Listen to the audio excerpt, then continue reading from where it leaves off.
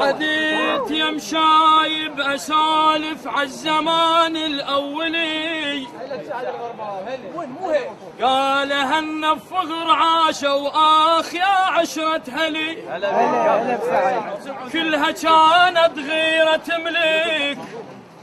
قلت له بعد اشرح الي والطايح هم تعينون. قال الوقت لا ما يفيد يا ابن منين احكي لك، عالخوة تريد جواب لو عالوضع ابديله.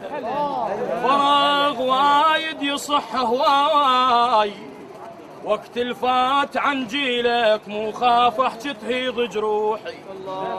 شفته ينهد بالسوالف والدمع منطى مجال، ومن بعد فتح حجالي وقال اسولف لك خصال.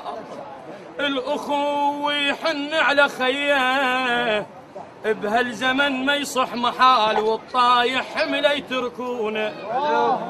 الاخو ما يفارق اخوته وجود يبعد من هلا، هسه خوتهم داهم اللي يملك اكثر كل هلا.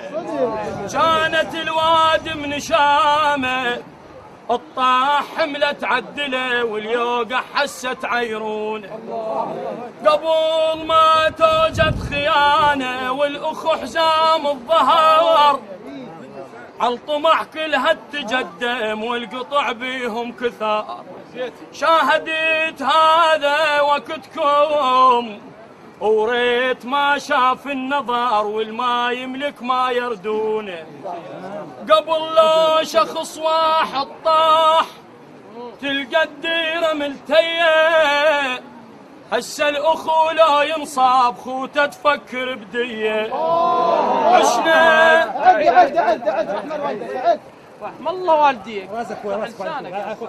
قبل لو شخص واحد طاح تغدى الديرة ملتية، هسه الاخو لا ينصاب خوته تفكر بديه.